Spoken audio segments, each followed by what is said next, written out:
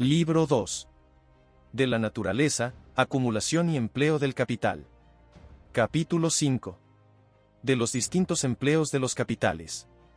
Aunque todos los capitales están destinados solo a mantener trabajo productivo, la cantidad de ese trabajo que los mismos capitales pueden poner en marcha varía inmensamente según sus empleos, y lo mismo ocurre con el valor que cada empleo aporta al producto anual de la tierra y el trabajo del país. Un capital puede ser invertido en 4 formas diferentes. Primero, en procurar los materiales en bruto anualmente demandados para uso y consumo de la sociedad. Segundo, en elaborar y preparar esos materiales para su inmediato uso y consumo. Tercero, en transportar los materiales en bruto o ya elaborados desde los lugares donde abundan hacia los lugares donde faltan. Por último, en dividir esos productos en pequeñas porciones para que se adapten a las demandas ocasionales. En la primera forma se emplean los capitales de todos aquellos que emprenden la mejora o cultivo de tierras, minas o pesquerías. En la segunda, los de los fabricantes. En la tercera, los de los comerciantes mayoristas, y en la cuarta, los de los minoristas.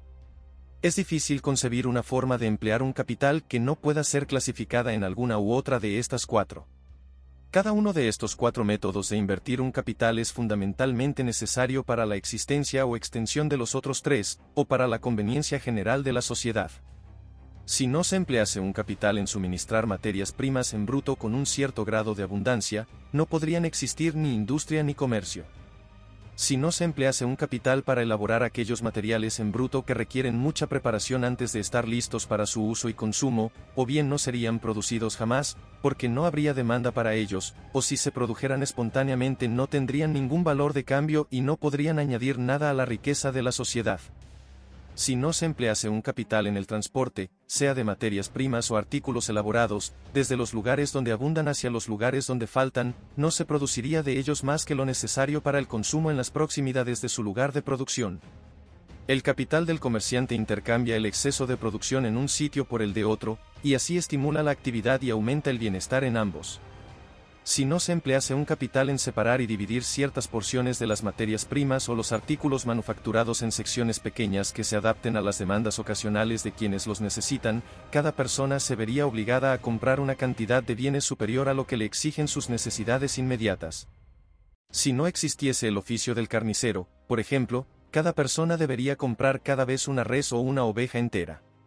Esto sería en general incómodo para los ricos, y mucho más para los pobres. Si un artesano modesto fuese forzado a adquirir cada vez las provisiones de un mes o de 6 meses, una gran parte de los fondos que emplea como capital en sus instrumentos de trabajo, o en el mobiliario de su tienda, y que le rinden un ingreso, debería emplearlos en aquella parte que reserva para su consumo inmediato, y que no le genera ingreso alguno. Para una persona en su condición, nada sería más conveniente que poder comprar sus alimentos cada día o incluso cada hora, según los necesite. Así podría emplear casi la totalidad de sus fondos como capital, y producir por ello un valor mayor. El beneficio que obtiene compensa con creces el precio adicional que el beneficio del minorista impone sobre los bienes. Los prejuicios de algunos escritores contra los tenderos y comerciantes carecen totalmente de fundamento. No solo no es necesario gravarlos con impuestos o limitar su número, sino que jamás podrán dañar al público multiplicándose, aunque sí pueden dañarse mutuamente al hacerlo. La cantidad de comestibles que pueden ser vendidos en una ciudad determinada está limitada por la demanda de dicha ciudad y sus cercanías.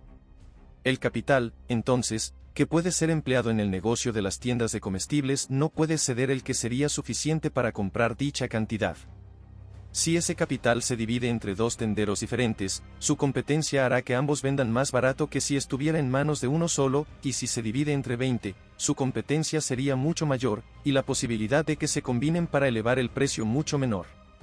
Es posible que la competencia arruine a algunos de ellos, pero ocuparse de este asunto concierne a las partes afectadas y debe ser dejado a su discreción.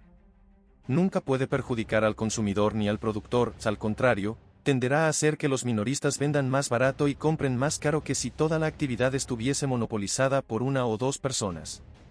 Es posible que algunos de ellos engañen a un cliente ingenuo para que compre lo que no necesite. Sin embargo, la importancia de este problema es demasiado pequeña como para merecer la atención pública, y tampoco se resolvería necesariamente reduciendo el número de comerciantes. Por poner el ejemplo que levanta más sospechas, no es la multitud de tabernas la causa de la disposición general al alcoholismo entre el pueblo llano, sino que esa disposición, originada en otras causas, necesariamente da pie a que haya una multitud de tabernas. Las personas cuyos capitales son invertidos en cualquiera de esas cuatro maneras son ellas mismas trabajadores productivos. Su trabajo, cuando está bien orientado, se fija e incorpora en el objeto o mercancía vendible al que se aplica, y generalmente aumenta su precio en al menos el valor de su propia manutención y consumo. Los beneficios del granjero, del industrial, del comerciante y del tendero provienen todos del precio de los bienes que producen los dos primeros y que los dos últimos compran y venden. Ahora bien, capitales iguales invertidos en cada una de esas cuatro formas pondrán de inmediato en funcionamiento a cantidades de trabajo productivo muy diversas, y aumentarán en proporciones también diferentes el valor del producto anual de la tierra y el trabajo de la sociedad a la que pertenecen. El capital del tendero repone, con sus beneficios, el del comerciante a quien le compra los bienes, y permite así que pueda continuar con su negocio. El tendero mismo es el único trabajador productivo que emplea inmediatamente. Sus beneficios constituyen el valor total que su empleo añade al producto anual de la tierra y el trabajo de la sociedad. El capital del comerciante mayorista repone, con sus beneficios, los capitales de los agricultores e industriales a los que compra los materiales en bruto y elaborados con los que comercia, y así les permite a ellos continuar con sus respectivas actividades. Con ello contribuye indirectamente a mantener el trabajo productivo de la sociedad y a incrementar el valor de su producto anual. Su capital también emplea a los marineros y cargadores que transportan sus bienes de un sitio a otro, y aumenta el precio de esos bienes no solo en el valor de sus beneficios, sino en el de los salarios de estos. Este es todo el trabajo productivo que pone inmediatamente en movimiento, y todo el valor que añade inmediatamente al producto anual. Su acción en ambos aspectos es mucho más importante que la del capital del tendero. Una parte del capital del industrial se emplea como capital fijo en los medios de producción y repone junto con sus beneficios el capital de otro manufacturero a quien se los compra. Una parte de su capital circulante se invierte en la compra de materiales y repone con sus beneficios los capitales de los agricultores y mineros a quienes se los compra. Pero una gran parte del mismo es siempre, bien anualmente o en periodos más cortos, distribuida entre los trabajadores que contrata. Aumenta el valor de esos materiales a través de sus salarios y de los beneficios que los patronos obtienen sobre el fondo total de salarios, materiales e instrumentos de producción utilizados en su actividad. En consecuencia, pone de inmediato en funcionamiento una cantidad de trabajo productivo mucho mayor y añade al producto anual de la tierra y el trabajo de la sociedad un valor mucho mayor que el mismo capital en manos de cualquier comerciante mayorista. En igualdad de circunstancias, ningún capital moviliza más cantidad de trabajo productivo que el capital del agricultor. No solo son trabajadores productivos sus peones, sino también su ganado de labranza. Además, en la agricultura la naturaleza trabaja junto al hombre, y aunque su trabajo no cuesta nada, su producción tiene valor, tanto como el del trabajador mejor pagado. Las operaciones más importantes de la agricultura parecen apuntar no tanto al incremento de la fertilidad de la tierra, aunque lo hacen, sino a la dirección de esa fertilidad hacia la producción de las plantas más convenientes para el hombre. Un campo cubierto de espinos y maleza puede a menudo producir tanta cantidad de vegetales como la mejor viña o el mejor campo cerealero. La plantación y el cultivo frecuentemente regulan más que animan la fertilidad activa de la naturaleza, y tras todo el trabajo, siempre resta una buena sección de la tarea a ser realizada por ella. Por lo tanto, los trabajadores y el ganado empleados en la agricultura no solo dan lugar, como los obreros de la manufactura, a una reproducción igual a su propio consumo, o al capital que los emplea junto con los beneficios del dueño, sino a un valor muy superior. Además, el capital del granjero y sus beneficios dan lugar a la renta del terrateniente. Esta renta puede ser considerada como el producto de las fuerzas de la naturaleza cuyo uso cede el terrateniente al granjero. Será mayor o menor según lo sea la supuesta extensión de esas fuerzas, o en otras palabras, según la fertilidad natural o artificial de la tierra. Después de deducir o compensar todo que puede considerarse el trabajo de las personas, lo que queda es la labor de la naturaleza. Rara vez es menos que la cuarta parte del producto total y a menudo es más de un tercio. Una misma cantidad de trabajo productivo empleado en la manufactura jamás ocasionará una reproducción así. En la industria el hombre lo hace todo y la naturaleza nada, y la reproducción siempre deberá ser proporcional a la fuerza de los agentes que la determinan.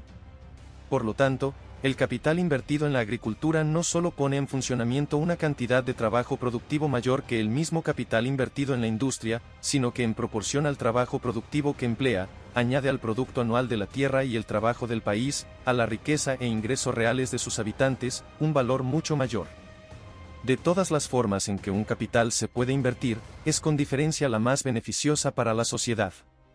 Los capitales invertidos en la agricultura y en el comercio minorista en cualquier sociedad siempre deben residir dentro de esa sociedad.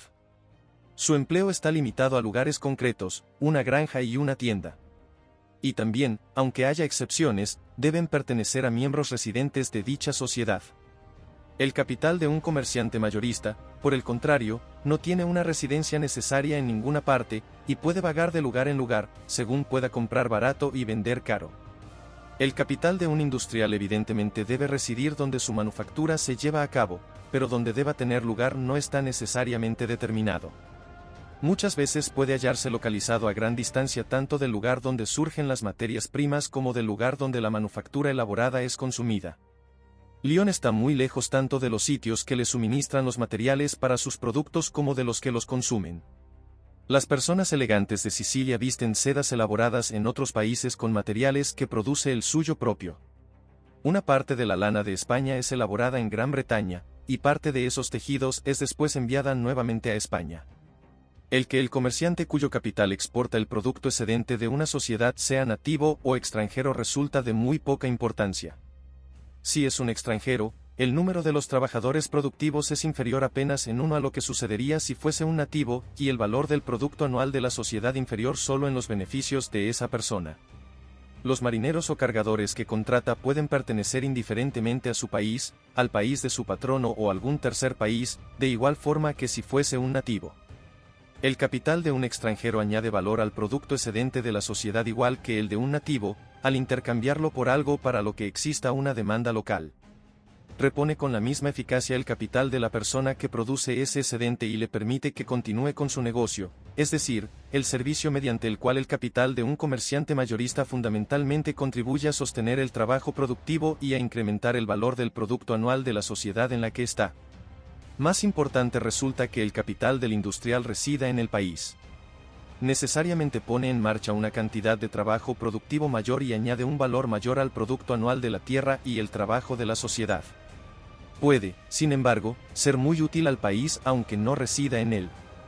Los capitales de los industriales británicos que elaboran el lino y el cáñamo importados anualmente desde las costas del Báltico son sin duda muy útiles para los países que los producen.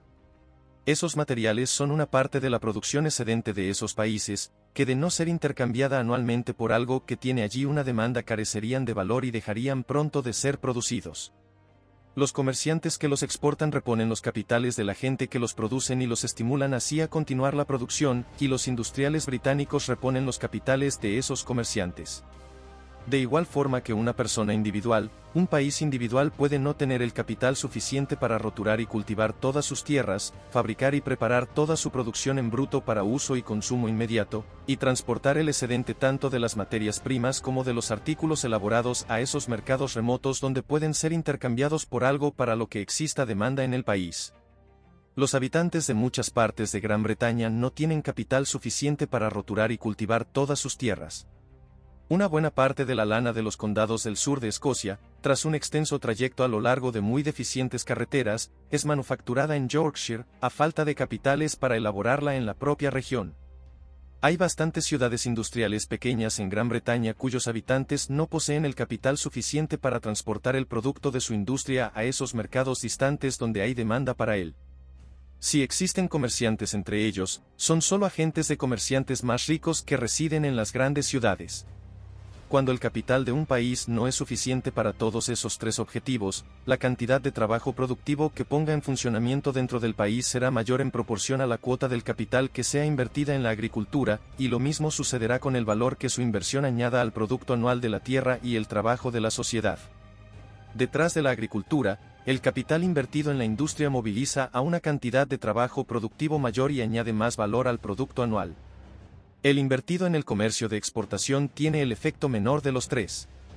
El país que no cuenta con bastante capital para esos tres fines no ha llegado todavía al nivel de riqueza para el que está naturalmente destinado. Ahora bien, el intentar acometer los tres de forma prematura y sin capital suficiente no es ciertamente el camino más corto para que una sociedad adquiera el capital necesario, como tampoco lo es para un individuo. El capital de todos los individuos de una nación tiene límites, igual que los tiene el de un solo individuo, y es capaz de abordar solo algunos objetivos. El capital de todas las personas de una nación es incrementado igual que el de una sola persona, por la constante acumulación de todo lo que puedan ahorrar de su ingreso. Por lo tanto, es probable que aumente más rápidamente cuando es invertido de la forma que genere el máximo ingreso para todos los habitantes del país, puesto que así podrán ahorrar el máximo. Y el ingreso de los habitantes del país se halla necesariamente en proporción al valor del producto anual de su tierra y su trabajo. La causa principal del veloz progreso de nuestras colonias americanas hacia la riqueza y el crecimiento es que hasta hoy han invertido casi todos sus capitales en la agricultura. No tienen industrias, con la excepción de esas rudas manufacturas domésticas que necesariamente acompañan al desarrollo agrícola, y que son obra de las mujeres y los niños de cada familia. La mayor parte tanto del comercio de exportación de América como de su comercio de cabotaje se realiza con capitales de comerciantes residentes en Gran Bretaña. Incluso los depósitos y almacenes desde donde se venden los bienes al por menor en algunas provincias, en especial en Virginia y Maryland, pertenecen en muchos casos a comerciantes que residen en la metrópoli, y representan uno de los pocos casos en los que el comercio minorista de una sociedad se desarrolla con los capitales de los que no son miembros de ella. Si los americanos, sea por presiones combinadas o cualquier otro medio coercitivo, interrumpen la importación de manufacturas europeas, y al entregar así el monopolio a sus compatriotas que pudiesen fabricar artículos similares desvían una fracción apreciable de su capital hacia esta actividad, en lugar de acelerar el crecimiento en el valor de su producto anual lo retardarían, y en lugar de promover el progreso de su país hacia la riqueza y el crecimiento reales lo obstruirían. Esto ocurriría incluso en mayor grado si intentaran, de la misma forma, monopolizar ellos mismos todo su comercio de exportación.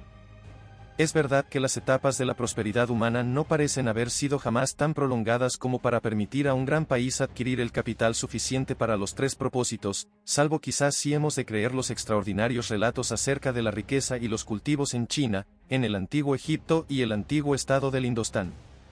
Incluso esos tres países, según todas las informaciones los más ricos que ha habido nunca sobre la Tierra, son esencialmente célebres por su agricultura y su industria. No parecen haber sido eminentes por su comercio exterior. Los antiguos egipcios sentían una supersticiosa aversión hacia el mar, en la India prevalece una superstición análoga, y los chinos jamás se destacaron por su comercio exterior. El grueso de la producción excedente de esos tres países fue siempre exportada por extranjeros, que a cambio de ella entregaban alguna otra cosa que tuviese demanda allí, generalmente oro y plata. Según, pues, las diferentes proporciones en que un mismo capital se emplee en la agricultura, la industria y el comercio mayorista, pondrá en movimiento a una cantidad mayor o menor de trabajo productivo, y añadirá un valor mayor o menor al producto anual de su tierra y su trabajo. La diferencia es también muy abultada según las distintas clases de comercio mayorista en las que se invierta cualquier sección del mismo. Todo comercio mayorista, toda compra destinada a una venta al por mayor, es de tres clases: el comercio interior, el comercio exterior de consumo y el comercio de tránsito. El comercio interior es la compra de productos de un país y su venta en otra parte del mismo país. Abarca tanto el comercio terrestre como el de cabotaje. El comercio exterior de consumo adquiere bienes extranjeros para ser consumidos en el interior. El comercio de tránsito efectúa las transacciones del comercio de países extranjeros, o lleva la producción excedente de unos a otros. El capital invertido en la compra de productos de un país y su venta en otro lugar del mismo país generalmente repone en cada operación dos capitales distintos, invertidos en la agricultura o la industria de ese país, y les permite así continuar esa inversión. Cuando retira de la residencia de un comerciante mercancías por un cierto valor, generalmente entrega a cambio al menos un valor igual en otras mercancías. Cuando en ambos casos se trata de productos nacionales, necesariamente repone por cada operación dos capitales diferentes, que habían sido ambos empleados en mantener trabajo productivo, y les permite por ello que continúen haciéndolo. El capital que envía manufacturas escocesas a Londres y trae de vuelta cereales y manufacturas inglesas a Edimburgo, necesariamente repone en cada operación dos capitales británicos que estaban invertidos en la agricultura o la industria de Gran Bretaña. El capital empleado en la compra de bienes extranjeros para ser consumidos localmente, cuando esta compra se efectúa con productos nacionales, también repone por cada operación dos capitales distintos, pero solo uno está invertido en el mantenimiento de una actividad nacional. El capital que remite artículos británicos a Portugal y trae de vuelta bienes portugueses a Gran Bretaña, repone en cada operación un solo capital británico. El otro es portugués. Aunque los rendimientos, entonces, del comercio exterior de consumo fueran tan rápidos como los del comercio interior, el capital empleado en él otorgará solo la mitad de estímulos a la actividad o al trabajo productivo del país. Pero muy rara vez giran los rendimientos del comercio exterior de consumo más velozmente que los del comercio interior. Los rendimientos del comercio interior se producen generalmente antes de que concluya el año, y en ocasiones 3 o 4 veces en el año. Los rendimientos del comercio exterior de consumo casi nunca se generan antes de finalizado un año, y en ocasiones no antes de 2 o 3 años. En consecuencia, un capital invertido en el comercio interior hará 12 operaciones, o saldrá y volverá a entrar 12 veces antes de que un capital empleado en el comercio exterior de consumo lo haga una vez. Si los capitales son iguales, uno brindará 24 veces más estímulo y apoyo a la actividad del país que el otro. Los bienes extranjeros para consumo nacional pueden a veces ser adquiridos no con productos nacionales sino con otros artículos extranjeros. Estos últimos, empero, deben haber sido comprados o inmediatamente con el producto de la actividad nacional o con algo que ha sido adquirido con él, puesto que si se exceptúa el caso de la guerra y la conquista, jamás se puede comprar bienes extranjeros sino a cambio de algo que ha sido producido en el país, bien inmediatamente antes, bien después de 2 o más intercambios distintos. Los efectos, por tanto, de un capital invertido en un comercio exterior de consumo de tantos rodeos son en todos los aspectos los mismos que los del capital empleado en el comercio más directo del mismo tipo, salvo en que los rendimientos finales estarán probablemente más distantes, puesto que dependerán de los rendimientos de 2 o 3 intercambios exteriores diferentes. Si el lino y el cáñamo de Riga se compran con el tabaco de Virginia, que ha sido adquirido con manufacturas británicas, el comerciante debe aguardar a los giros de 2 transacciones distintas antes de que pueda invertir el mismo capital en la recompra de una cantidad similar de manufacturas británicas. Si el tabaco de Virginia hubiese sido comprado no con manufacturas británicas sino con el azúcar y el ron de Jamaica, adquiridos con esas manufacturas, debería aguardar un giro más. Si esas 2 o 3 transacciones exteriores diferentes son llevadas a cabo por 2 o 3 comerciantes distintos, de los que el segundo compra los bienes importados por el primero, y el tercero los importados por el segundo para exportarlos él a su vez, cada comerciante obtendrá en este caso los rendimientos de su capital más rápidamente, pero los rendimientos finales de todo el capital empleado en el comercio serán tan lentos como siempre. Si el capital total invertido en este comercio de tantos rodeos pertenece a un comerciante o a 3 resulta igual para el país, aunque pueda no ser así para los comerciantes concretos. En ambos casos se habrá de emplear un capital 3 veces mayor para intercambiar un cierto valor en manufacturas británicas por una cierta cantidad de lino y cáñamo que el que habría sido necesario si las manufacturas y el lino y el cáñamo se hubiesen intercambiado directamente.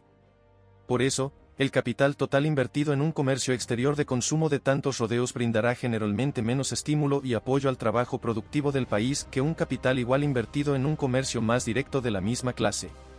Sea cual fuere la mercancía foránea con la que se puedan adquirir bienes extranjeros para consumo local, ello no suscitará ninguna divergencia esencial en la naturaleza del comercio ni en el estímulo y apoyo que podrá brindar al trabajo productivo del país del que se compra. Si se compran con oro del Brasil, por ejemplo, o con plata del Perú, este oro y esta plata, igual que el tabaco de Virginia, deben haber sido comprados con algo que o bien era el producto de la actividad del país o que fue adquirido con alguna otra cosa que sí lo era. En lo relativo al trabajo productivo del país, por tanto, el comercio exterior de consumo que es realizado con oro y plata tiene todas las ventajas y todos los inconvenientes de cualquier otro comercio exterior de consumo del mismo rodeo, y repondrá tan rápido o tan despacio el capital inmediatamente invertido en el sostén de ese trabajo productivo.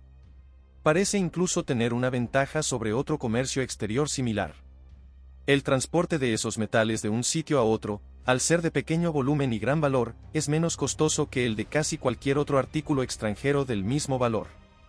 Su flete es más barato y su seguro igual de barato, y además, no hay bienes menos susceptibles de sufrir daños en su transporte.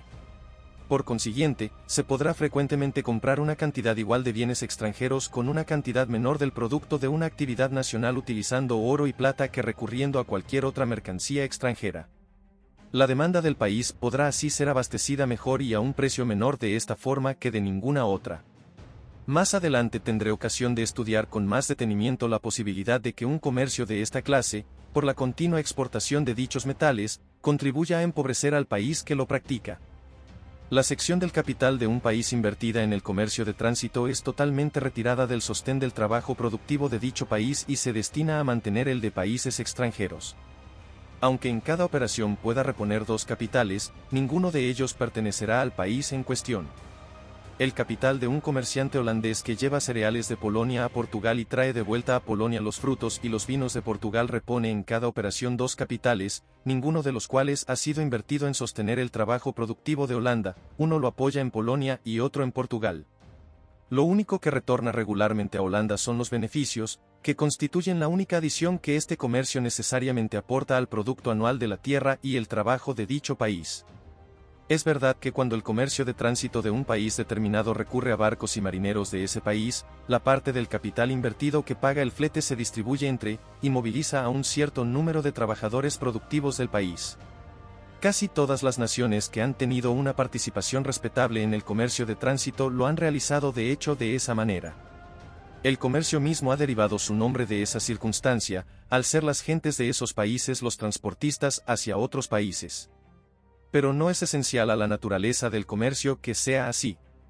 Por ejemplo, un comerciante holandés puede invertir su capital en las transacciones del comercio entre Polonia y Portugal, y llevar las producciones excedentes respectivas no en barcos holandeses sino británicos. Puede suponerse que eso es lo que efectivamente hace. Es por eso que el comercio de tránsito ha sido considerado particularmente ventajoso para un país como Gran Bretaña, cuya defensa y seguridad dependen del número de sus marineros y de sus barcos.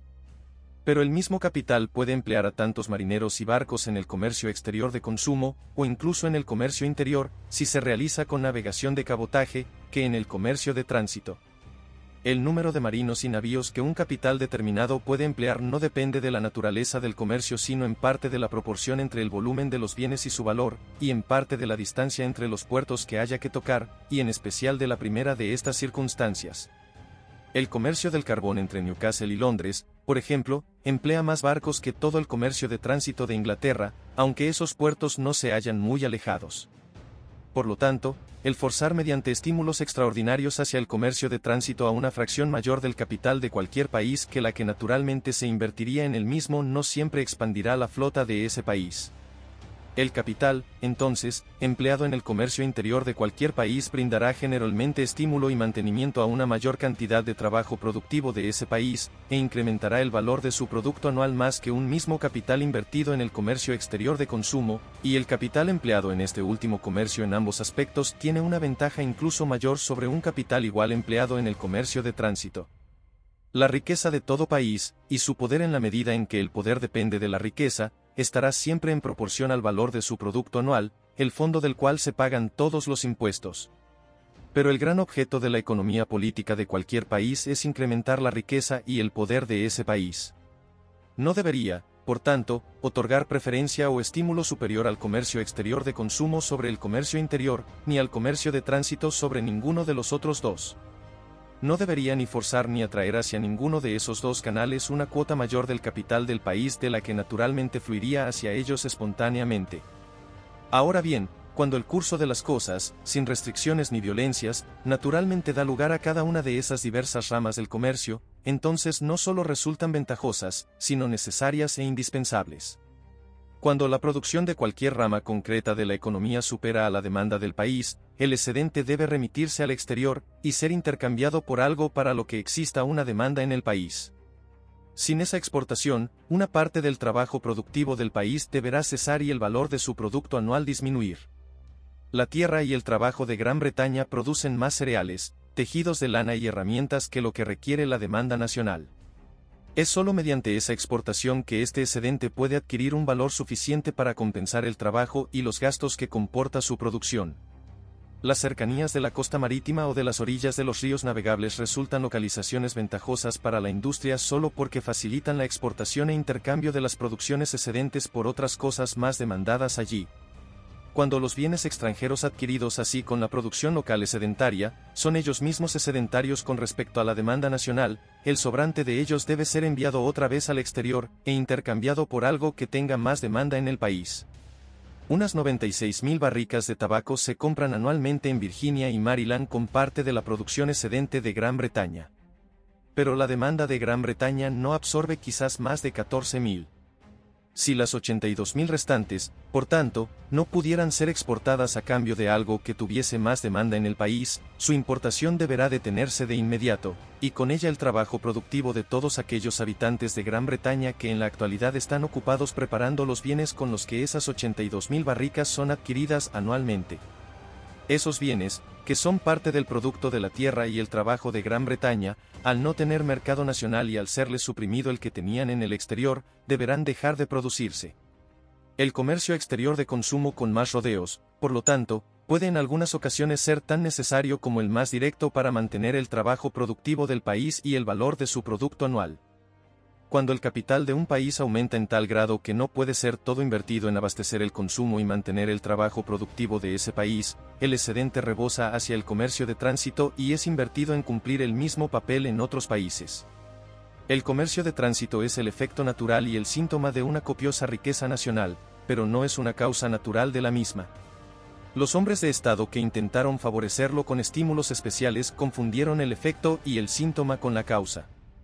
En proporción a su superficie y población, Holanda es con diferencia el país más rico de Europa, y tiene por eso la cuota mayor de su comercio de tránsito.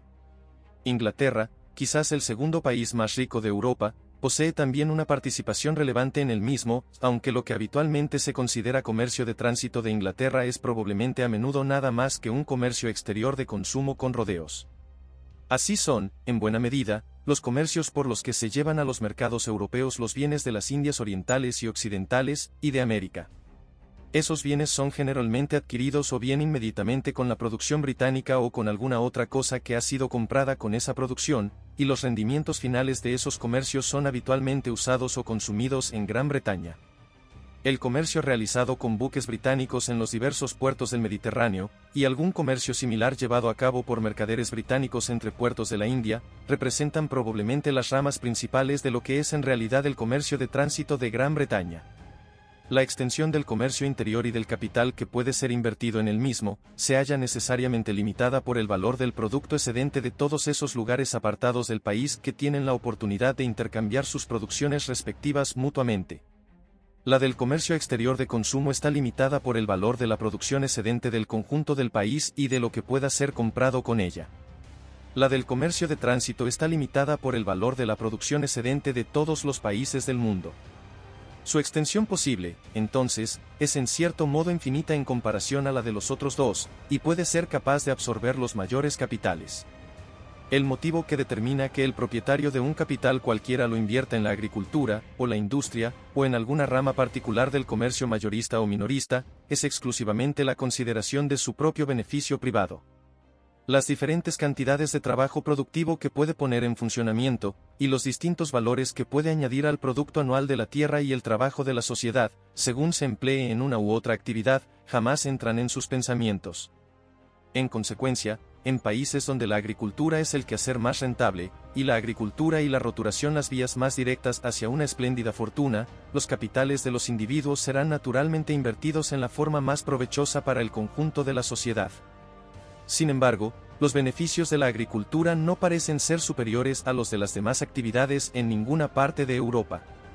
En cada rincón de Europa ha habido empresarios extravagantes en estos últimos años han divertido al público con maravillosos relatos sobre los beneficios que pueden obtenerse del cultivo y la mejora de las tierras. Sin entrar a analizar en detalle sus cálculos, una observación muy simple nos demostrará que sus resultados deben ser falsos. Todos los días comprobamos que existen fortunas extraordinarias adquiridas en el transcurso de una vida en el comercio y en la industria, con frecuencia a partir de un capital muy pequeño, y en ocasiones inexistente. Es probable que en este siglo en Europa no se pueda encontrar ni un solo ejemplo de una fortuna similar acumulada en la agricultura en el mismo tiempo y con el mismo capital.